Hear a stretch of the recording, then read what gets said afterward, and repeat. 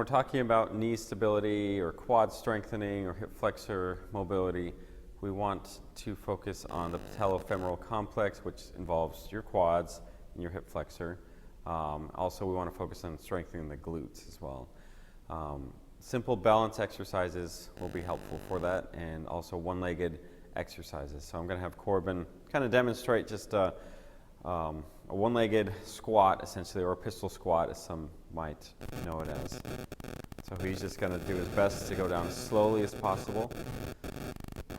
And we have the box underneath him just so he can have that in his mind, that there is kind of a security blanket there. And you don't want to go much past 90 degrees with this anyways. So to make this one-legged squat a little more challenging and to activate the glutes, we're going to add a resistance band. And the resistance band is going to go around your knee, so it's trying to pull your knee in. You want to resist it going out. So what he's going to do is the whole way down, he's going to be pushing his knee outward to resist that band from pulling his knee in.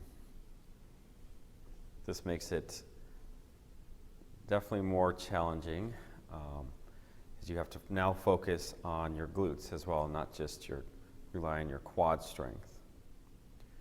You can kind of see how Corbin's a little shaky with this. But the more you do this, the more glute activation will happen and you will not be as unstable. So continuing with our quad stretching and mobilizing, we're going to focus on the glutes. So it's all about the glutes. We're trying to counter all the quad tightness and all the hip flexor tightness. So I'm going to have Allie show you a good warm-up to do for the glutes. So essentially, she's going to walk backwards, but she has a band on her around her lower legs so that she can provide some resistance for the glutes as she walks backwards. And again, you should feel this in your glutes. If you want, you could always put your hands on your glutes as you're walking backwards to feel those fire up as you're walking. And she could do this across the gym, 10 feet, whatever length she has, as long as she feels that firing in her glutes. Right. So more glute activation for training the quads here.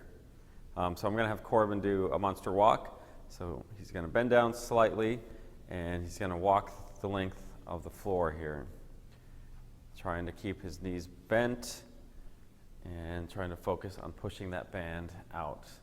So this variation, he has the band on his lower leg to provide a different sort of resistance. You can also put it up above your knee to provide a little less resistance. It just makes it a little more difficult.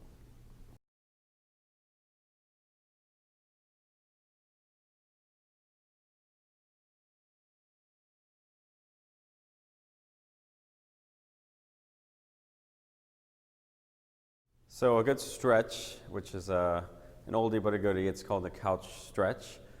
Couch stretch because you can essentially do this on the couch, but we find it's better with a box or a wall or something. So I'm going to have Corbin get into position. So he's going to put his foot up on the box. He's going to try and get as far back as he can. So the heel is going to approximate to his glute as much as possible.